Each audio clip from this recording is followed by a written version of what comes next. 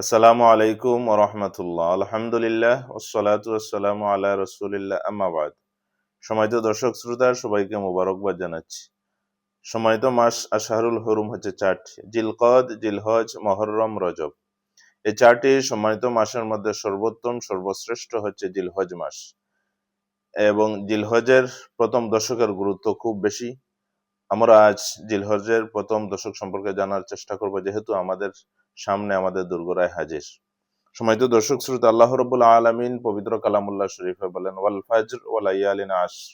ওয়া লায়ালিন আশরের ব্যাখ্যা ইমাম তাবারি রহমাতুল্লাহ আলাইহি এনেছেন যে ওয়া লায়ালিন আশর বলতে জিলহজের প্রথম দশকের কথা আল্লাহ রাব্বুল আলামিন বর্ণনা করেছেন।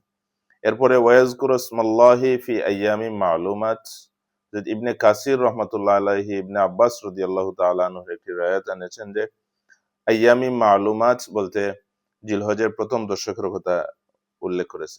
এছাড়া আল্লাহর হাবিব সাল্লাল্লাহু আলাইহি ওয়াসাল্লামের হাদিস, যেটি বুখারী, মুসলিম, ইবনে মাজাহ এবং ইবনে আব্বাস রাদিয়াল্লাহু তাআলা আনহুর বরাত দিয়ে এনেছেন যে হাদিসটির মর্মকথা হচ্ছে যে যদি কেহ জিলহজ মাসের প্রথম দশকে আমল করে, আল্লাহ রাব্বুল আলামিন জিহাদ থেকেও আরো বেশি সওয়াব প্রদান করে থাকেন। সুবহানাল্লাহ।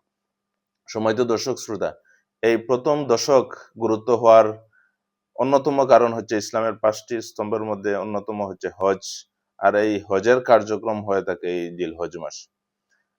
হজের কার্যক্রমের ৮ই জিলহজ ইয়ামুত তারওয়িহ, যেটি হজের মেইন কার্যক্রম শুরু হয়। মিনা থেকে হাজিগণ হজ যাত্রা শুরু করেন। এটি খুব গুরুত্বপূর্ণ দিন। এর পরবর্তী দিন হচ্ছে ইয়ামুল আরাফা। ইয়ামুল আরাফা আল্লাহর হাবিব সাল্লাল্লাহু আলাইহি ওয়াসাল্লাম বলেন, যারা আরাফার ময়দানে যারা অবস্থান করে, আল্লাহ রাব্বুল আলামিন সবাইকে মাফ করে দেন। আল হাজ্জু আল আরাফা, হজটাই হচ্ছে আরাফা। এরপর আয়েশা রাদিয়াল্লাহু তাআলা আনহা থেকে হাদিস, আল্লাহর হাবিব সাল্লাল্লাহু আলাইহি ওয়াসাল্লাম ইরশাদ করেছেন যে আল্লাহ রাব্বুল আলামিন ফেরেশতাদের সাথে গর্ব করেন যারা উম্মতে মুহাম্মদে যারা এসে আরাফার ময়দানে যারা অবস্থান করে। আরাফার ময়দানের অবস্থান এবং আরাফার দিনের অত্যন্ত গুরুত্বপূর্ণ বিষয় হচ্ছে রোজা রাখা। আল্লাহর হাবিব সাল্লাল্লাহু আলাইহি সাল্লামকে প্রশ্ন করা হয়েছিল, সুইলা রাসূলুল্লাহ সাল্লাল্লাহু আলাইহি সাল্লাম ইয়াউমুল আরাফা।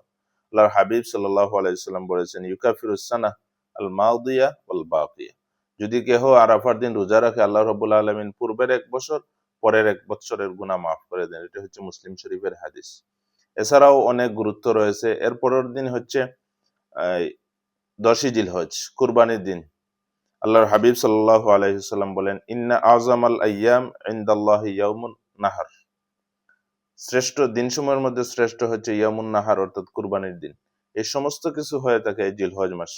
সম্মানিত দর্শক শ্রোতা, যে বিষয়টি আমরা বলতে চাই সেটি হচ্ছে এই ফজিলতপূর্ণ মাস, বরকতপূর্ণ মাস, গুনাহ মাফের মাস আমাদের দোরগোড়ায় হাজির। আমরা শুনলাম গুরুত্ব, কিন্তু আমরা যদি আমল না করি, আমরা একটা প্রতিজ্ঞা করতে পারি যে আমরা এই জিলহজের প্রথম দশক প্রথমে আমরা রোজা রাখতে পারি।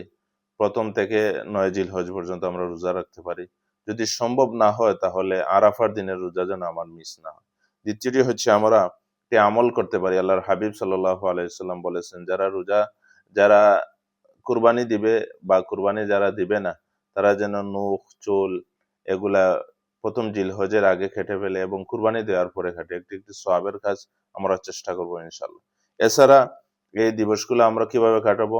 আমরা তাসবিহ এবং তাকবীর, এছাড়া নামাজ, জামাতের সহিত নামাজ যেন ফাহেসা কাজ থেকে বিরত থাকি, বেশি বেশি করে তিলাওয়াত করি।